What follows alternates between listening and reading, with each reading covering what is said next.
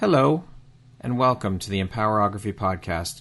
This is a platform created for women's voices to be heard and a place to share their stories, journeys, and successes with the world for the purpose of helping other women who might be on similar journeys. We are empowering women one episode at a time. I'm your host, Brad Walsh, so kick back, grab one of your favorite beverages, and enjoy the stories.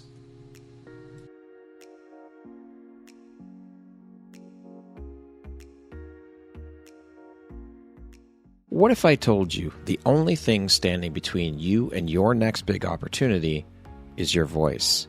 This isn't just another program. Empower Your Message is your ticket to becoming the podcast guest everyone wants. You'll learn how to craft a pitch that gets a hell yes, show up with unshakable confidence, and drop truth bombs that leave hosts and audiences wanting more. No more playing small. No more waiting for permission. It's your time to be heard. Loud, clear, and unforgettable. Visit the link in the show notes to sign up, and let's make your voice impossible to ignore. The mic is waiting. Are you ready? Hello there, Brad Walsh here, your host of the Empowerography Podcast, a platform that was created to help elevate and amplify the voices of women through sharing their stories. Today, my guest is Marie Bodine. She is an inner peace coach who facilitates a variety of powerful practices from breath exercises to cold therapies, as well as deep mindset training. Welcome, Marie. How are you doing today? Brad, it's such a great honor to be here. Thank you so much for having me on your podcast. I am so excited to have you here. We've been waiting a while to get this done, so it's nice to finally have you here, and I cannot wait. I'm so excited to jump in and share about all the beautiful light you put out into the world through the work you do. So thank you for being here, for taking and making the time. So before the whole inner peace coach became part of your name, who were you at your core, and what was the breaking point that demanded a radical change for you? I think it's useful for every single person on the planet to have a forensic inventory on how they got here and who they really are, because I think it was just a series of really uncomfortable moments. Really unpleasant, from my own personal failings, my difficulties in school, my experiences with people, quite a few people throughout the past 25 years taking their lives, to world conflict. There's always an opportunity to ask ourselves, is there a way that we can show up? How can we show up just today, just 1% better than maybe yesterday? It has nothing to do with being better than anybody else. And I think I had that experience. I was an award-winning complainer in my 20s. And I didn't realize it. I didn't know that I was really being negative. And a lot of that could have been just being a youth, or just constant patterning, or the people I was spending time with, or my environment, or it could have been a whole mashup of all of those. But I think when we don't spend enough time outside our own environments, we think that the environment that we have is the best it's going to be unless we have a contrast, right? So I knew something wasn't quite right, and I couldn't, from very young age, and I couldn't really figure out how to put my finger on it. And it took me all this time to really be able to put it into context, and then be grateful that I just realized that I had choice to do something about it. Gratitude is a huge piece of that. And I love that you said, as long as we are showing up and improving at least 1% a day and just being who we authentically are here to be, it's so important. I'm still contemplating, because the authentic is a powerful word. Yep. And I think we all want to be authentic, but I've always wondered, am I really being authentic, or am I just doing my best with what I have right now? And so I actually love questioning that about myself too. What is real? We don't want to ask a quantum physicist what reality is, because we're going to have some challenges with that. But I think the question is really, for me now, authentic is always a great check-in, but I think a more powerful question for me is, am I being loving? Am I being loving to myself and others? And if I'm not being loving, can I at least be kind? Yeah. But that journey starts with being kind and loving to ourselves. We are the foundation for all of it. That's where everything starts. Yeah, and I think I see some parents actually making that decision to be kind to themselves because of their children. So eventually it does start with an outside motivation, but then can become an internal process that would be longer lasting, I would say, because I think when we do things for other people, it's helpful and it's useful, but it Yeah. might not necessarily be sustainable long term. Yeah, that is such deep work, and we all need to do, and that work never stops because we are constantly evolving as humans. So we need to continually work on ourselves and put in the work. Was there a moment in your own life where you realized you were living completely out of alignment with yourself, and what was it that woke you up? Wow. I think when I had more conflict with my friends and my job than I wanted to have, I had to make a decision to ask myself, what was my role in all these constant conflicts? I've been exploring meditation for quite a few years, and I think the more, and you might have this experience too, you might listen to other people that you have appointed as your own personal mentors, whether they know it or not, whether they're living or not living, whether they're online or not online. And it's always helpful to get inspired by a person that we see that's externally living a life that reflects some of our values. I'll leave it there.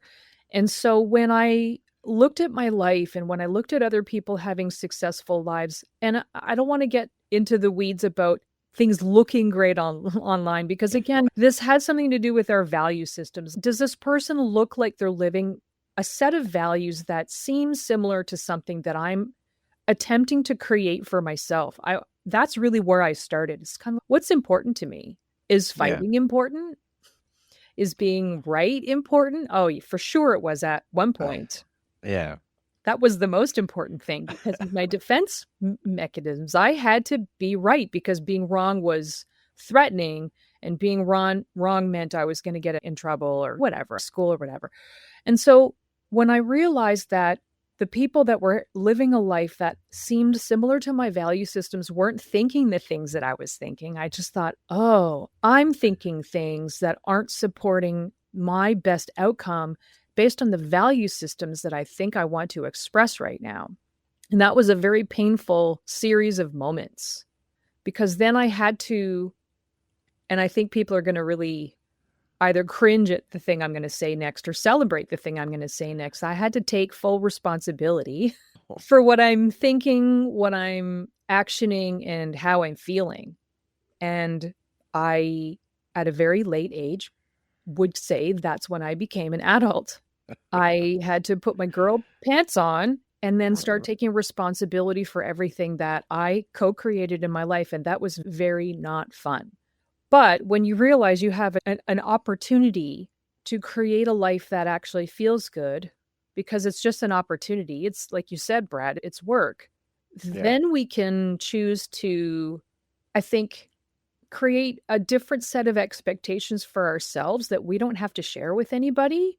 That creates a personal challenge because we see potential in ourselves and we see that we can contribute not just to our own lives, but to other people's lives. I would say our lives first. And that's Yeah. not selfish if we're actually being kind to ourselves or loving or productive. But I think if we don't start cultivating that in our own personal patterns, our own rituals or our own habits or where we go to work or who we don't associate with, it's going to bleed into other areas and people will start to notice that and either follow suit or move away and make friends with other people or associate with other people. That's a lot of years of conditioning to shatter, though, because we have been told for so long that it's selfish to put yourself first and to think about yourself, or you have to put everyone else ahead of yourselves. And I think that this is something that a lot of women more so struggle with because of the conditioning. You need to put everyone else ahead of yourself. And then whatever's left over, if anything at all, that's for you. And it's completely false. It's a bullshit narrative that we have been sold and that women have been sold. And I'm seeing and hearing a lot more people and women wake up to the fact that no, it's time to put myself first, ahead of my kids, ahead of my parents, ahead of my husband or wife or whatever, and put me first, because then that only creates space and allows for more to be able to give to those around you who you do want to give to. But we have to shatter this narrative first and foremost. Let's break this down for a second, because when people say, I'm going to put myself first, that doesn't mean 24/7 in all areas of your life. And so for the person that's going, I'm not there yet, I don't know how that works, I can never see that happening, that wasn't what I taught, that feels like blasphemy to me, that's wrong. Let's break this down a little bit. Putting yourself first, if you have children, shows that you're creating an environment where self-care is somewhere on the list of your daily to-do actions. And that's important, because there's a difference between putting yourself first because you think the world owes you something or other people owe you something, and putting yourself first because you actually need to water yourself, you need to sleep, you need to exercise, you need to eat correctly, you need to have an internal shower, which to me is meditation. Like, you need to show up for the people that you care about in a way that's grounded and loving.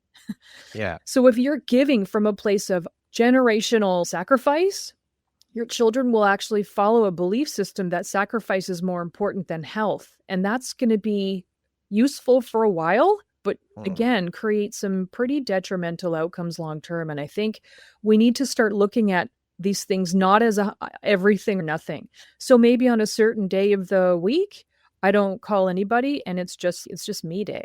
And maybe for some very busy people, that's 10 minutes a day. Or 10 minutes once a week. And then we build on that. That's right. It's important for people to actually ask themselves, are they giving everything from a place of fear and obligation, because that's going to lower your immune system? Or are they doing it because they actually have the energy to contribute to that level? And so we all need to ask ourselves that on a weekly basis, because I think we all slip into these moments of we forget that we actually have needs. I was just talking to somebody actually about 2 days ago, and I said, how's it going? You're in a relationship. And she said, I left the relationship. I was going on a really long run. And I kept saying to this person, like, do you have enough water? Do you need food? And I should be saying to myself, do I have enough water? Do I have enough food?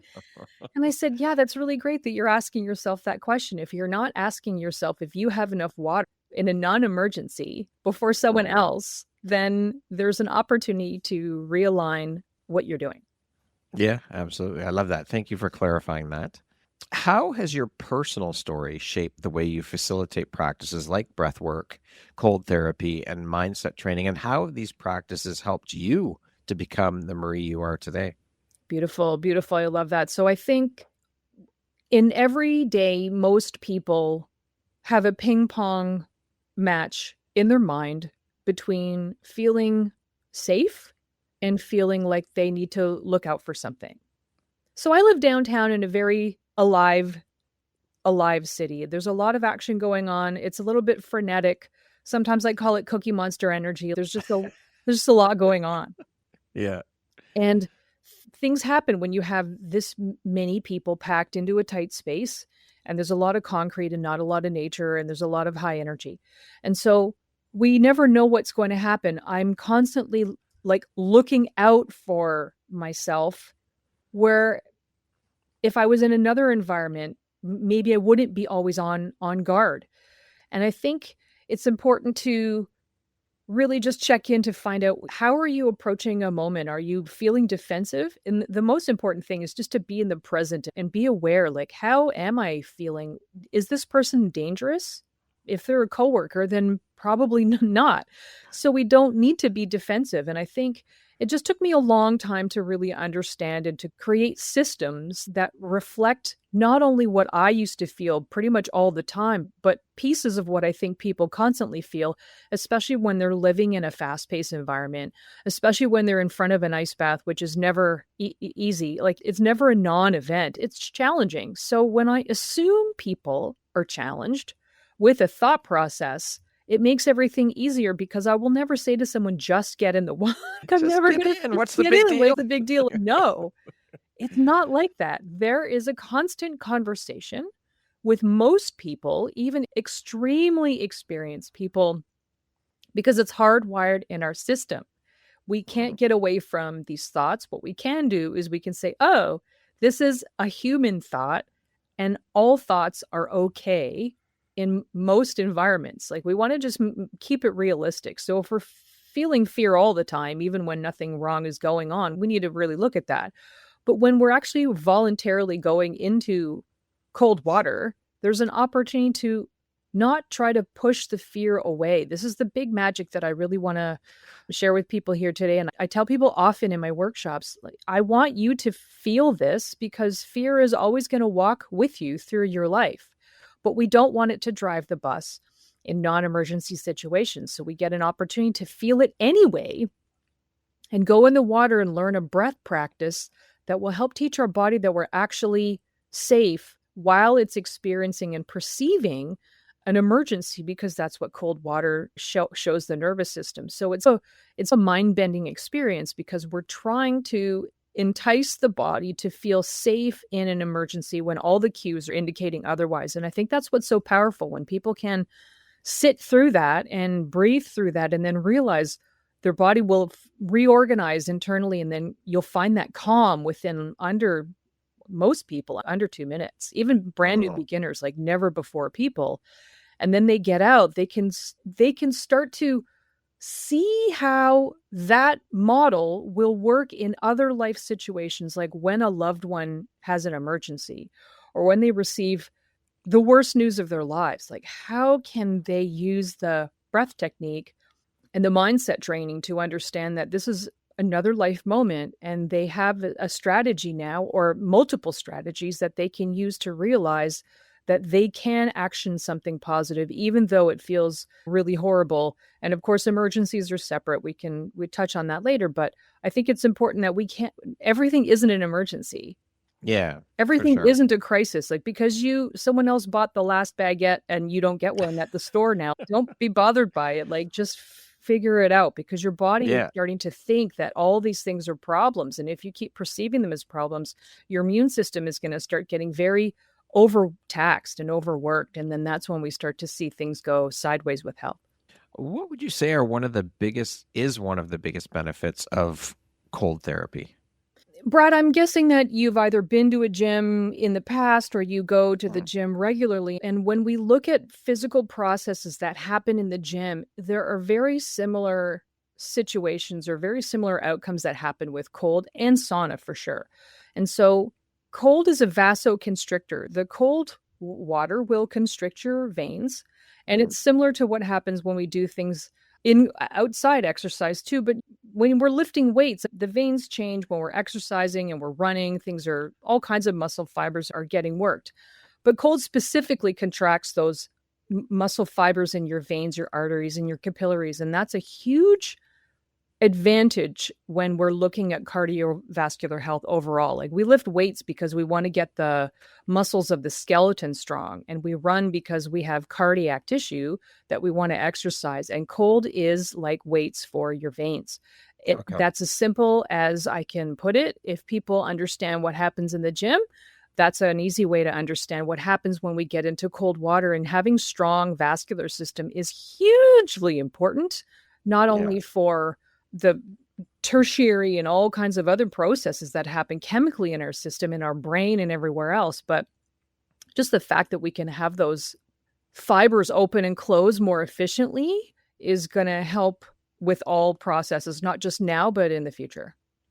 And so how long typically, like for someone who's never done it before, how long would they sit in a cold bath for their first time? Yeah, so I like to help people understand that there's many ways to experience this kind of mental and physical shift. So for people that are screened for exercise or have an okay, because there's certain people that wouldn't want to get into cold water, anyone that has severe psychiatric condition or any kind of significant cardiovascular condition, or there's a series of things that people would want to know about their body that their primary healthcare provider can share with them that would give them an idea of whether cold or not is appropriate for them.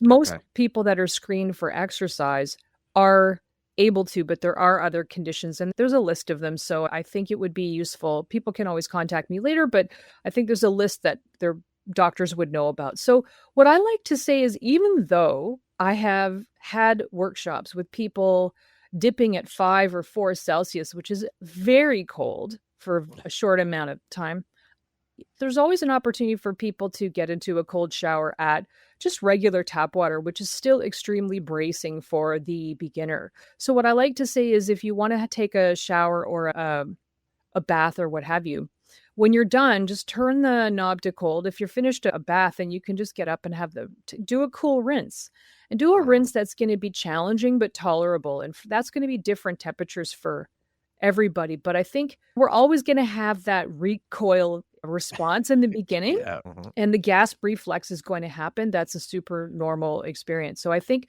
consistency to me is much more important than the temperature for new people. I want people to get familiar and comfortable with that feeling of, oh, wow, this is cold and my body wants to give me a message that I want to recoil a little bit. But if I breathe correctly and if I tell myself this is actually just cold water, there's nothing wrong here, I'm just getting my veins a little bit worked out, then when you breathe correctly and when you calm your mind and don't make it wrong and make it, if you don't say this is hard, you can always reframe something in a positive way. You're going to have a great experience. I've had some people there's been dozens of stories that people have told me about their very, very deep, profound experiences with cold that they haven't been able to experience using other techniques and methods. And so I have a deep respect for people that even try this a few times, because the outcomes can be extremely surprising and very beneficial for most people. Okay. And so being an inner peace coach, how do you define inner peace in a world that we obviously, and you hear it all the time, hustle culture, and as you mentioned, chaos and just busyness. So how do you define inner peace in that world? I've been constantly looking at my environment saying, does that behavior reflect the life that I want to exemplify for myself, just for myself? Are the thoughts that I'm thinking or the actions that I'm taking feel good? Now, feel good can be a slippery slope, right? Because self-soothing with all kinds of things feels good too.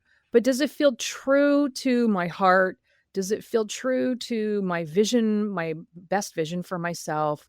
Does it feel true to the little girl in me that expects me to protect her and do things that reflect what she would like to see me do? There's a lot of things there. So I think inner peace for me really does mean a constant practice of developing and practicing inner and outer harmony. So what that means for me is less conflict, inner conflict with myself, less negative self-talk. And wow, that took me decades to learn. And then outer conflict too, which is, again, I think what we touched on before, is taking full responsibility for what I'm bringing to a conversation, which is very difficult. And I fail constantly. And that's okay, because as long as we're aware and we can make an effort and we have an opportunity to be mature enough at some point to say, you know what, I shouldn't have said that, or here's how I would have done it differently if I had more time to think about it, or, oh, you know what, you were right. I can say that now. You were right. I can do better. And I think humility goes a long way, and all things can be made right in an instant sometimes, with the right conditions and with the right intentions. Radical responsibility. Tough one. I hate it sometimes. What would you say is one of the most misunderstood aspects of finding peace within ourselves? Oh, that aggression is more important, and that I'm using the opposite, and that aggression gets you farther, and that aggression is the only way to get results. I find that when we approach a moment lovingly, that's very powerful. Love is the highest power. There's nothing more powerful than that. So when we use that principle and understand that pretty much everything exists here because somebody had a vision, like the laptop that we're using, or the bathtub that we used, or the shower, like somebody had an idea, and they didn't create that long-term out of fear. They created it because they got connected and said, what if I made something that would hold water that people could sit in to clean themselves? Because that could be fun. Like the river's getting boring, so let's bring water inside. Yeah. And I think when we realize that we can create so much more when we are coming from a peaceful place, and peace can mean extreme action as well, then I think we have an opportunity to name that a whole bunch of things. It doesn't have to be slow, and it doesn't have to be quiet, and it doesn't have to be always gentle. It can be, but I think these things need to be loving and respectful of all people as best as possible. And that's a lifelong exploration. But I think peace is underrated for the people that are too afraid to look into it. Yeah. It's the highest vibration on the planet. And we need that in droves now more than ever, I think, in this world. And so if we can all do our part and be loving and contribute to those around us, to the collective, to society, it just elevates everything. And that's what we need. Yeah, I think fear is useful, but I think that you can agree that we're seeing a lot of people misuse fear. And I think that's really what I'm saying. If you're miserable, then you choose something else. Like you don't you always have a choice. Yeah. We always have a choice. Yeah, you always have a choice. Yeah. Absolutely. Yeah. If inner peace had a voice, what do you think it would say to us right now? This layers exactly on what we were just talking about, because inner peace having a voice to me means really a feeling. Inner peace is a feeling more than words. And I think when we get quiet and we really get connected to our brain, with our heart, with our enteric system, with our bones, with all the cells that we have, it's an actual feeling of reverence and gratitude. We've touched on a few of those topics already, a few of those concepts, but I think inner peace is not a phrase. It's not an idea, and it's not a thought or a concept. It's a being. And to me, being is really more of a feeling or a frequency than a cerebral concept. Yeah, embodying that, just becoming that. And for the people that they're not too excited about feeling feelings just yet, inner peace to me would be a concept of how would your best self want to show up for you and others? And then you can fill in the blank for yourself, because it would reflect kindness, I would say. Yeah, I love that. Yeah. How do you guide someone who is convinced that peace isn't possible for them? I don't guide them. And that might sound a little bit abrupt, but I'll tell you why kindness is at the cornerstone of that answer. When someone is closed and in a fear mindset, or embodying there is no way for me to ever be happy, there is no opportunity for me to shine a light in that place. And so what I could do is I could be kind to someone, and then when they're ready, because I work with people that are ready, I've spent many years trying to convince, and maybe you've done this too, maybe convince your family to be a certain way, or a friend. And where did that get us? You can't convince someone. It's impossible. They've got in their mind that this is how their life is. Nothing you say can change it. Exactly. So I think leading by example is really, and loving detachment is really the only way that we can create a space where someone would be open to believing that happiness or peace is possible for them. Because I've seen many people that have a belief system that is so strong that nothing that I say in the immediate will actually make an effect. I have had people come back years later, and I've had conversations with them. Sometimes it takes a while. Sometimes it takes me and maybe 400 people that they come across in their life saying something similar for them to come to their own conclusion. And I think that's really important. But what I will say for sure is, if you're in a place where you think no hope is possible, just take a peek at your environment. And is there something about your external environment that you can bring more kindness or more lightness or brightness or care to? And if you're feeling like that's not even possible, can you journal or get into a little mini meditation to create, if you could just imagine what another version of yourself could feel like, then I would start there. Love that. What beliefs or stories do you see most people carrying that sabotage their calm, and how do you help them rewrite those scripts? The thing that I hear the most is people they don't feel like they're doing enough. They're not working hard enough. They're not making enough money. They don't look young enough. They're not fit enough. They're not tall enough. It's just not enough. And I don't know what picture in their head that they created from another group of people or another family member that has created such an indelible false belief system that has such a strong hold that they don't have an identity outside of that picture. And I've created it. And maybe you have too. I've created a picture in my life. My life has to look like this. The bank account has to look like this. The scale has to look like this. My face has to look like this. My teeth and my hair have to look like this. My clothes have to look like, it all has to look like this. And the second it doesn't look like that, then there's a problem. Yeah. And the challenge with me is I have an opportunity to challenge those all the time because aging is normal. It's normal. Yeah. It's right? part Aging is normal. of living. Bank accounts fluctuating is normal. Like million or zero. Like a lot of us will experience both of those extremes.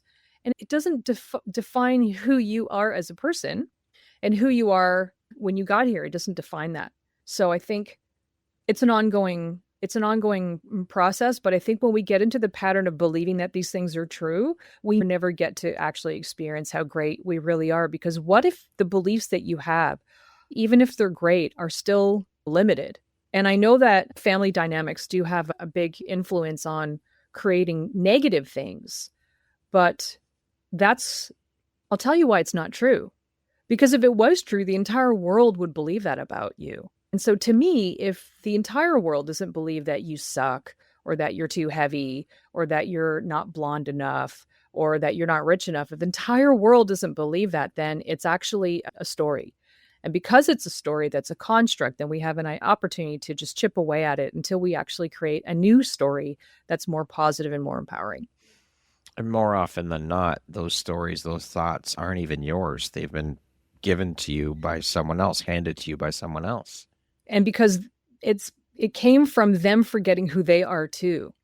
And so that concept took me like 40 years to figure out. And now that I'm here, now the real work starts. And now it gets even more uncomfortable. But I think it's just a more fun uncomfortable. I think I'll just put it that way. There we go. Yeah. When someone comes to you and they're feeling restless or overwhelmed, where do you begin? What is the first door that you open for them? I would ask them what is going on in their mind. Like, what are they feeling? What are they thinking? What experience did they just have? What are they resisting? That's a great question because it's always a great conversation starter.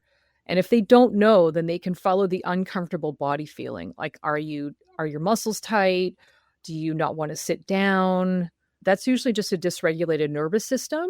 And by asking open-ended questions, people generally, even if they can't pinpoint the origin, because we don't always need to find out what the origin is, we just need to understand, like, what is the thing that they think is keeping them from where they want to be from where they are right now. And 9 times out of 10, it's actually not that thing.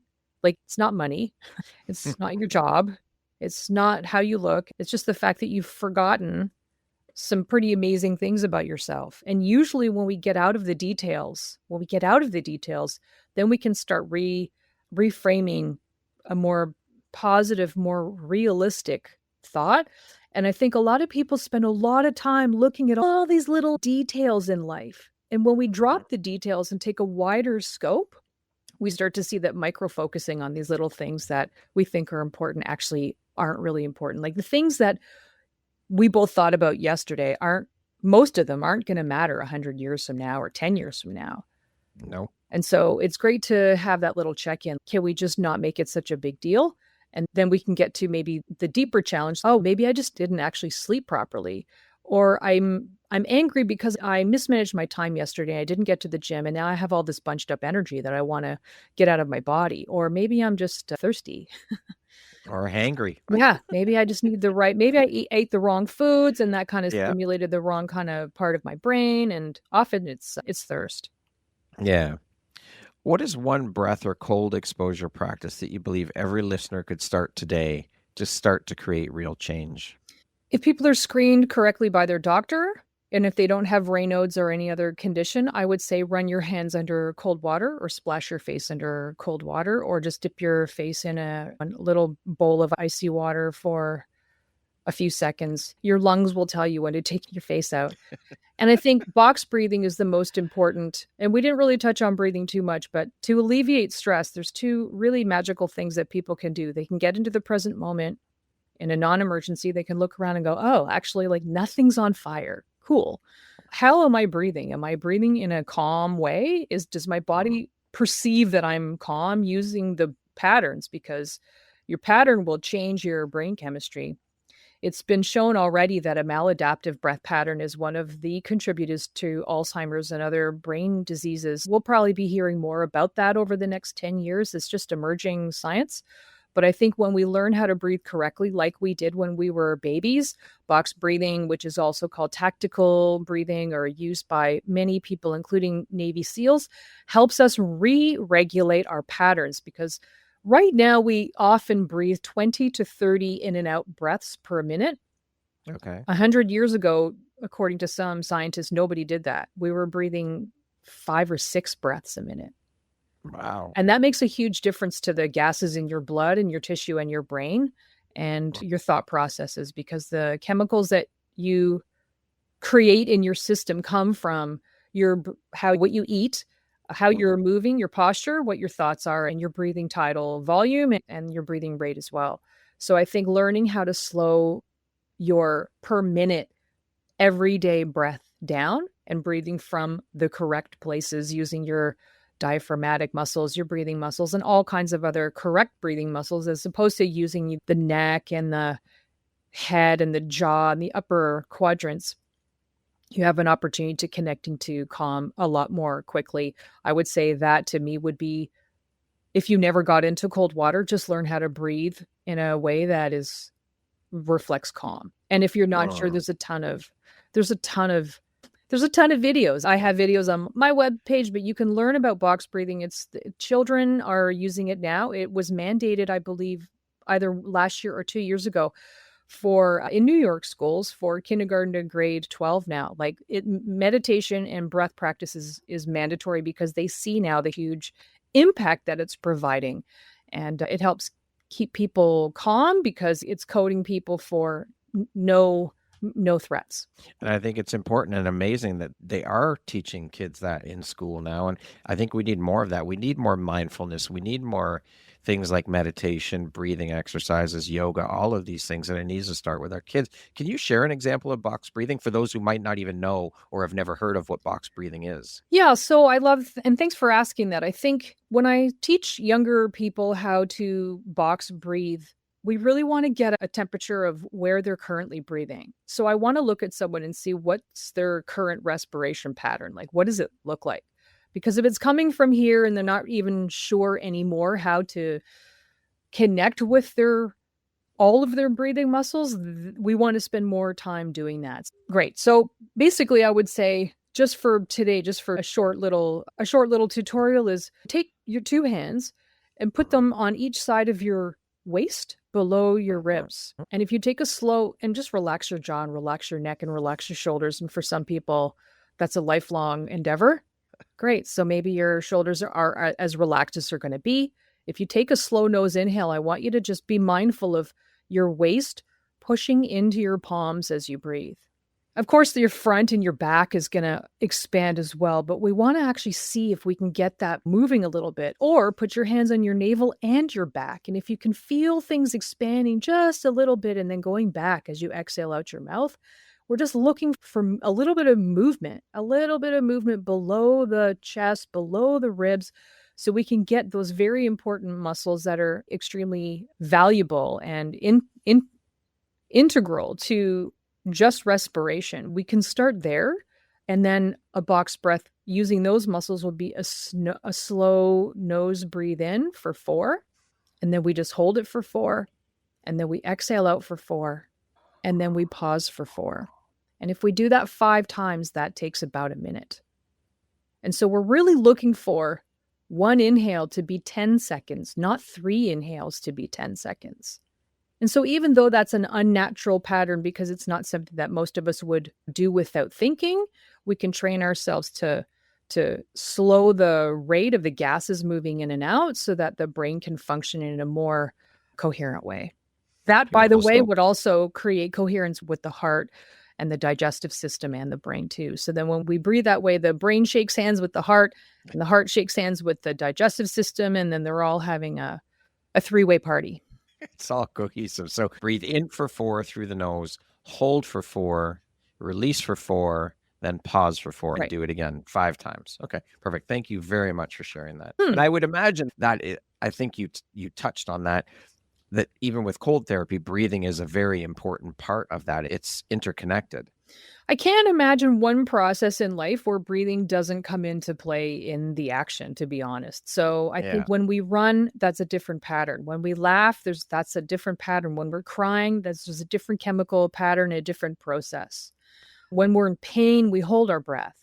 When we're angry, it's a different things like clamp, seize up, those kinds of things. And when we're feeling calm and relaxed, we're sighing a lot, where things feel free and loose.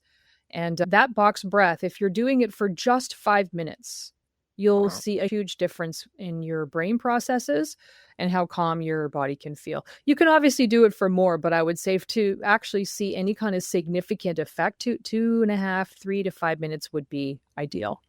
Okay, beautiful. Thank you for sharing that, Marie. How do cold therapies teach resilience, not just physically, but emotionally and spiritually? Cold exposure is a confronting event. And I think when we choose to meet these events with some lightness and some curiosity, we have an opportunity to not continue to create martyrs out of ourselves. And everybody's going, I did it, I'm so tough. It's like your body's actually designed to meet the cold. We have cold sensors, and hot showers are a new thing relatively in the history of humans. So I think we are designed to receive cold. We live in Canada. You live in Canada too, Brad. We can't escape it. We live in areas where cold exists, and that's fine. We can condition ourselves in a way where we choose to temporarily meet an uncomfortable moment so that we can build a mental and physical library of these experiences so that our body will now consider that to be a new normal, just like going to the gym and being strong. Like the gym itself, think about just a gym. It's a simulated farm. I think it seems to me that it's meant to resemble some kind of farm or train tracks or whatever it is that we're pushing boulders here and there. It's a simulated environment designed to condition our muscles. And so 200 years ago, we didn't have that. 100 years ago, we had something similar. It was a little bit different. And I think it's designed for physical movement out in the real world. Cold is the same thing. We're going to be interacting with cold things in the world. And I think this is a great way to get back to the physiology that we were designed to use. Heat too, and movement and rest. I think it all has a place. I think that we're experiencing far too much stimulation and content digestion now in the world, and it's getting mentally overwhelming. The cold provides a really beautiful chemical and mental reset so that we can take a break and then come back with fresh eyes and a new focus. There's a lot of chemicals that are really stimulated in the water that allow us to take a step back of our lives and reconsider things. It's a huge tool for mental training, but also physical conditioning as well. If you could leave one enduring teaching about the marriage of mindset and cold therapy, what would you want to share with the world? What would you want to etch into the world? The concept, I love this because I keep hearing people go, I'm never going to do that. You're crazy. 7 years ago, people didn't want to really, when I was certified and I started teaching this, people didn't want to really have the conversation because comfort is really attractive. And I think if I could leave one enduring concept for people is that hot, extreme hot for very short periods of time, like sauna, and extreme cold, like cold baths or ice or whatever it is that you want to use, done intelligently and in a short period of time, and feeling feelings and taking emotional chances in a loving way and being outside in nature and moving your body in all directions is actually what your physical system and your mental system was designed to do. And so when we keep looking at nature as an inconvenience, as opposed to something that is meant to offer us some teachings and some learnings and some connection and some harmony and historical relationship, then there's going to be a deep learning, and it can get uncomfortable down the road when we don't interact with these elements that are extremely normal. In fact, they're designed for us to be a part of. It's the same.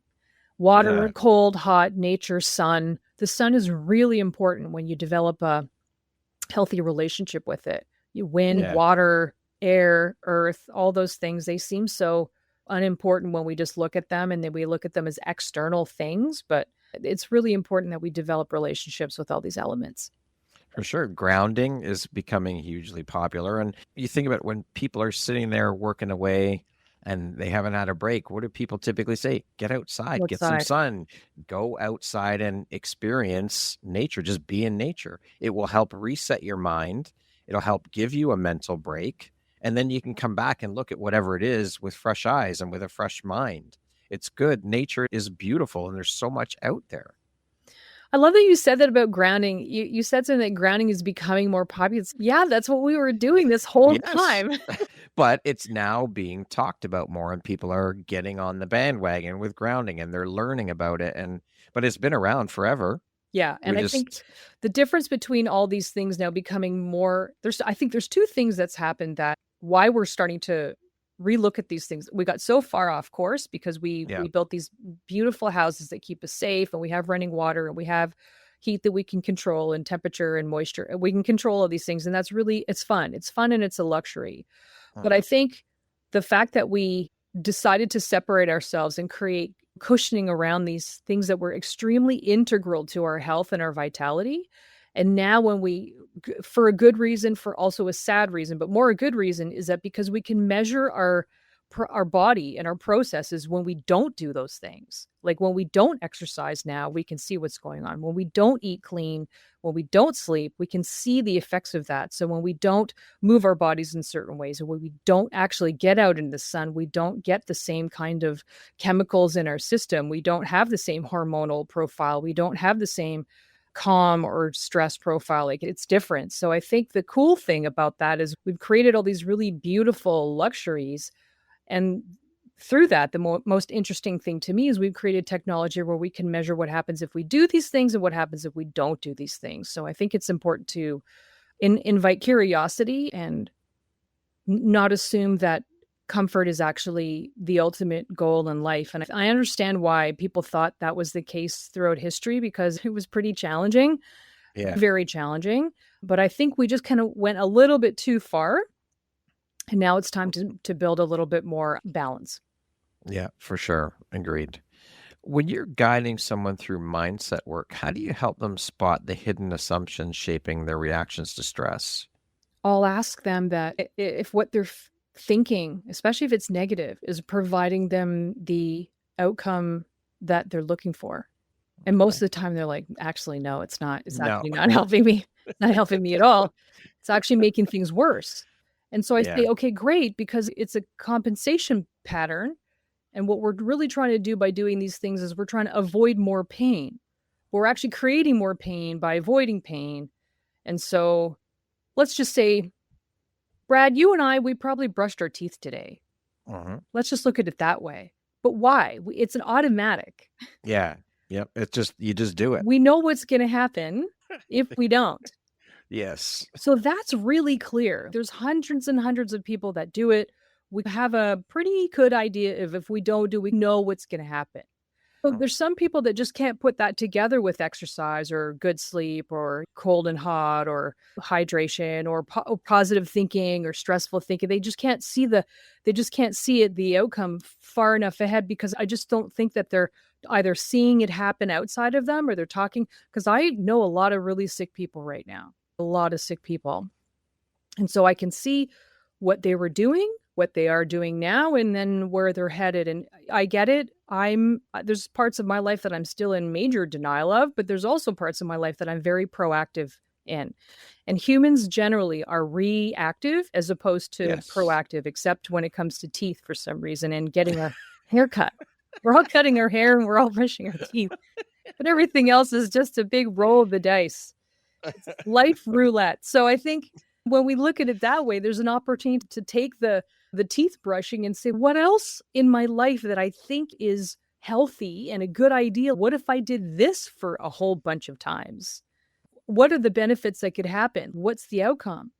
And who are the people that aren't doing that and what's happening to them you don't want to look at 10 years. You want to look at 50 years. If people that are, say, maybe consuming certain things that don't code for health, like how was their life? Is it a life that you would want to emulate from an internal perspective? And chances are you'll get some pretty good information. So I like looking at people that anyone who's doing something right usually is hitting 90. Yeah. Yeah. Because if you're doing things and you're doing a whole bunch of things that you shouldn't be doing, chances are you're not going to be having a pretty high quality of life. So I think when we look at these kinds of things, there's an opportunity to really have an honest conversation with yourself and say, listen, like, if I actually do this, I'm not going to be the one person that's going to be the outlier. I'm not going to be the one person that's going to be the 100th statistic. It's probably just not going to happen.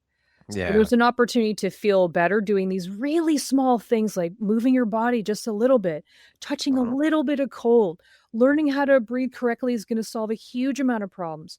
Cutting your hair, brushing your teeth, and doing all those other things, but putting them all together and having a concept of identity in this way. Like, I am the kind of person that meditates. I'm the kind of person that commits random acts of kindness. I'm the kind of person that does my best with my teeth. If I can't get to the place, I'm going to try and do some things. If I can't get to the hair, if I'm not going to get to the gym, I'll do something. I'll do a little bit, just a little bit until I get to the other thing. And we can even use taxes as an example. Get your receipts if you're not going to file them, and if you're late, get your receipts all together. And then when you're ready to maybe ask someone to help you, because that's happened. I've had a whole bunch of people ask me for help. I'll help you sort your stuff. Just ask for help, because I think adulting can be very challenging. And I think when we get when we feel awkward and embarrassed about just regular things like, can you help me clean my place? Can you help me get my taxes together? There's going to be a lot of people that are going to want to help you do these things because you're vulnerable and you're just trying to get it together. There's no adult handbook. And I think it's getting a little bit extreme out there, and we're challenged in ways we never have before, but there's opportunities for us to connect more than ever. And I think it's a great idea to just explore that and take advantage of that. For sure. But if you don't ask, no one knows that you need the help. You have to ask. And you'll be suffering in silence, and suffering is optional. Yes, it's a choice. So when someone comes to you and they say, that's just the way I am, or that's just the way it is, how do you invite them to look deeper into that? The phrase, that's just the way I am, really means that's my patterns right now. Your patterns aren't an identity. Your patterns are just habits and patterns that you've just done over and over again that seem like you. But it's not really you, especially if it's not actually helping you live a vital, loving life. So if it's a negative pattern, you're saying that's just the way I am, I'm just calling bullshit on that, because you can't actually prove it in a math equation, everybody. If we're so hooked on Newtonian physics, write a math equation and prove to me that's just the way you are, because you won't be able to. It's a position that's designed to keep you safe, not happy. And over time, you'll probably say to yourself, actually, yeah, that's totally not true. Yeah. Okay. You weren't born like that. No, you weren't. Absolutely not. It's not the way you are. But you hear so many people, oh, that's just the way I am, or oh, it is what it is. That's just the way it is. And no, it's not that way. You've made it that way. Yeah, you always have a choice. Mostly unconsciously, and that's okay too, because I still do those things all the time. And Yeah. I think that's when we get into mindfulness and awareness and present moment awareness, we can gently take a look at those things and say, is there 1% of this that I can let go of to invite something more fun into my life? Start to rewire those neuron pathways. What truth about peace do you believe the world isn't ready for but needs to hear it anyway? Oh, that is your default way of operating. In peace. Yeah. You deserve it. It's your birthright. You're born that way. Yeah. Okay. That's just the way you are. That's just the way I am. It's just the way you are, Brad. I'm at peace. I'm peaceful. That's how you were born. But that's not a bad thing to have or to say that about. That's a good thing. It's a good thing. How do you personally, Marie, protect your inner stillness when the world seems determined to shake it? Yeah, I usually leave the room. I usually leave the room. If I'm hearing somebody that just like spewing junk, then I try to leave, or I try to check in with my breath, or I'll do a little silent meditation, or I'll get curious and I'll say, what about this? Is anything true about this? Yeah. Is what this person's saying, are they trying to say something helpful and it's just coming out weird, or what's going on here? And so when I see something that's just absolutely ridiculous, I'll have compassion. I'll have compassion for myself. I'll try and learn something. I will try to do my best to not judge them, which is I fail all the time. And then I try to see how I can convert it to something positive, empowering for me and that person. I've had quite a few conversations when someone was complaining one time about a bus that wasn't coming. And I said, yeah, but there's another one that's coming in 15 minutes. And they just wanted to hold on. And then they said, you just want to be argumentative. And I said, I'm actually not arguing. You're complaining and I'm trying to be positive here. They didn't want to have any part of it. So it goes back to the question that you asked before of how do we change people's minds? We don't. We can be positive. And maybe I was arguing for the truth or peace. Maybe I was arguing for peace. That wasn't my intention, but they interpreted it that way. And I think people will always interpret a threat when they're not open, even if we're saying something loving and positive. Yeah. I spent most of my teens and 20s in that position. I was very defensive and I didn't want to listen to anything positive. I couldn't have said anything to my younger self at the time. She wasn't interested in listening. It was her way or the highway. And that made my life very painful for a lot of years. And I had to decide, I need to figure this out because I'm miserable and my whole life is just a mess. And so this can't possibly be everybody else. This isn't all there is. This can't be everybody. Like, I can't keep blaming everybody for everything. There has to be something. There's one common denominator here. Yeah. And my life since then has been a series of, oopsie. That's been my whole life ever since. And we have to have self-compassion. We have to have some gentleness because we are here to learn and to make errors. We haven't done our whole life already before. We don't have a reference point. We're just guessing intelligently, and we need to give ourselves a little bit of wiggle room to make mistakes so that other people can see that we're human, and that's really important. We can't be perfect. We're here on this earth to learn, and I think it's just more fun when we learn together. Life is messy. Just go through the mess. Yeah. What question do you wish more people dared to ask themselves on their journey toward calm, and how would you answer it for your own life right now? Are you being kind enough to yourself? And how would you answer that? The answer is always no, actually, for me. I don't think that that's not normal. I think it's very normal to constantly judge ourselves or constantly have some kind of expectation that's rooted in fear or lack or loss, or if I don't do this, then this is going to happen and that's bad. And then everything's going to be a whole dumpster fire. And I think it's really challenging to rewire positive patterns. So I don't know if I'll ever get there, but I'm very happy to spend the rest of my life practicing. Beautiful. If you could leave one message carved into the hearts of everyone listening about peace, presence, and possibility, what would it be? I would say that all that lies inside of you. The illusion is that it's out there for you to attain or to develop or to build. But when we really get quiet and when we breathe in a way that's calm and when we connect to all of our body and when we put the mind, just give it a little bit of a break, a little bit of a time out and connect to your North Star, which is really your heart. All the answers really are there if you're patient and if you give it a little bit of time and if you get really still and get connected to the beautiful, powerful essence of who you are, you will find everything that you need in there at some point. I think patience is hugely underrated. Oh, yes. Thank you, Jeff Bezos, for everything in 4 hours. But I think we really need to be okay with things. Trees take time to grow. The sun, you can't rush it. Water can only go so fast. Light travels at a specific time. We can't slow it really or make it faster naturally. And I think it's important to stop trying to intervene in these things and just be extremely appreciative of the time that we have today, as opposed to continually planning about what's going to be happening tomorrow or next week. and then regretting about something that we did or didn't do in the past. I think we leak so much power when we focus on what didn't work yesterday and what's about to happen tomorrow. We leak so much power. So I think when we stay in the present moment and just appreciate that we got this far, that opens up so much potential for having more powerful and more great things coming into our lives.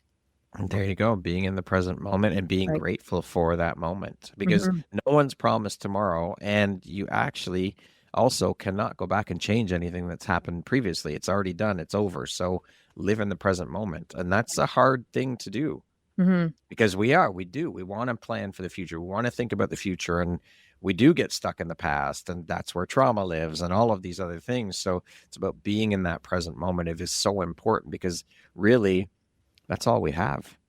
It's a daily practice. Yeah. It's a daily practice for me. For sure. And again, like just the way the society is constructed, it's always just a constant exercise in that. But I think that once you know that's just the way it is, that you're always going to be working against some of these negative patterns, then you can actually welcome them and pull them a little bit closer and just appreciate that they're there for a reason. They're not there to run your life. They're there to give you a check-in. Yeah, for sure. I had to say that at the end because that was just so funny. This is what it is. What do you think your unique skill set or superpower is that's helped you become successful? Being courageous enough to question the defense mechanisms that I've put in place to create a perception of safety, for sure. Okay. Yeah. Speaking of success, how do you define that word? What does success mean to you? I think if you're living right now and you've got some clothes and food and you've got a bed, that's my success, really. I think we create these pictures. And I think, honestly, if we're on this earth and we're creating joy for somebody else and ourselves at the same time, whoa, that's the lottery for me. Yeah, beautiful. What does the word empowerment mean to you? I think it's so many things, but I think it's really you expressing, we'll say me, you and me, expressing ourselves in a way that reflects our values and our dreams without diminishing another person. Okay. We're going to jump into a little rapid fire section. So the next grouping of questions just be 1, 2, 3 word answer type thing. Okay. Okay. What is your favorite way to celebrate? Am I supposed to say 1, 2, 3? Like, how are we doing this?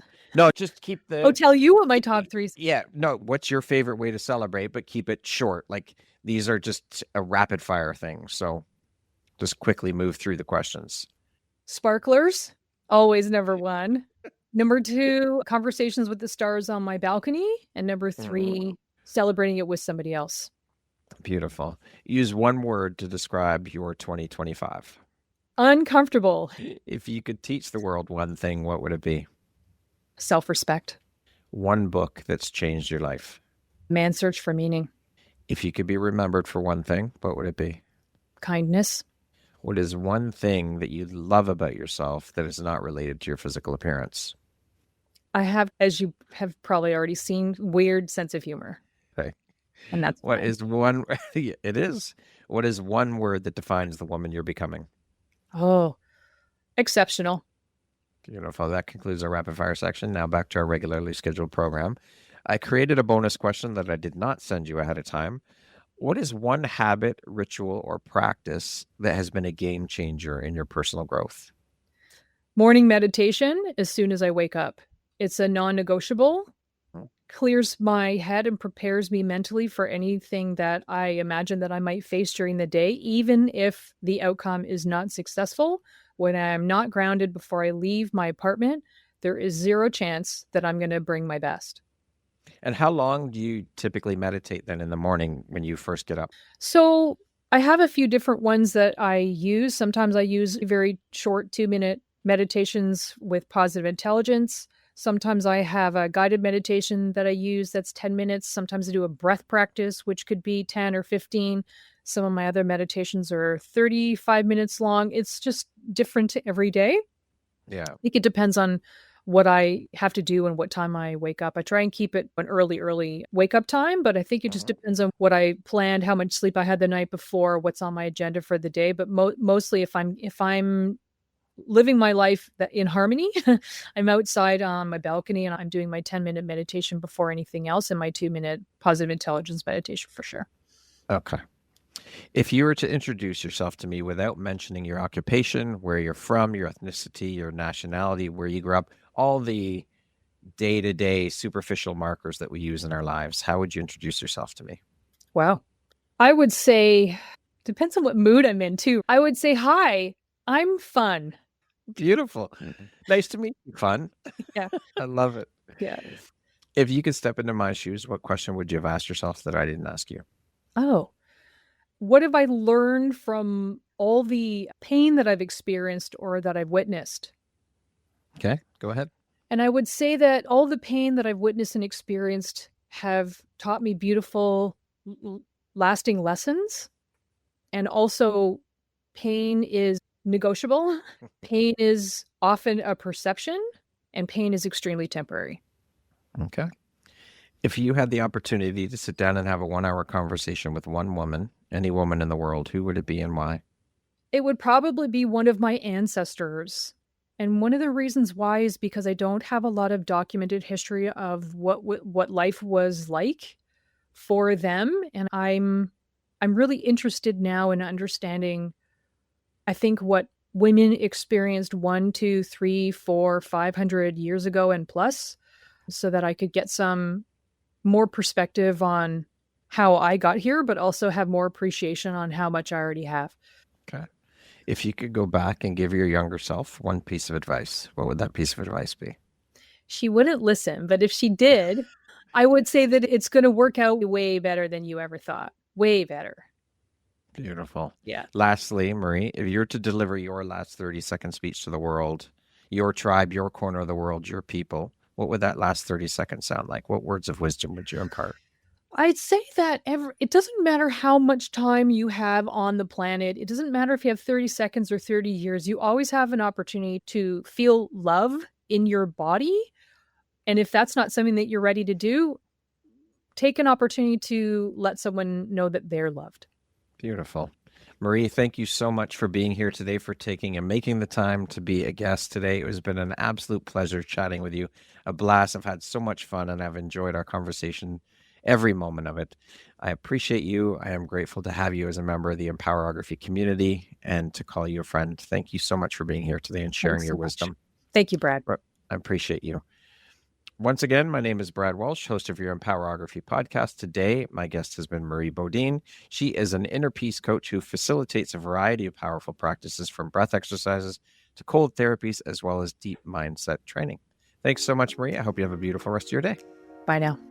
Thank you very much for listening to this podcast. If you haven't yet, please be sure to subscribe, rate, review, and share with all your friends. You can find me at visuphoria.ca. Follow me on Instagram at Empowerography Podcast and on Facebook at Empowerography. Please join me next time for another inspirational story from yet another amazing woman.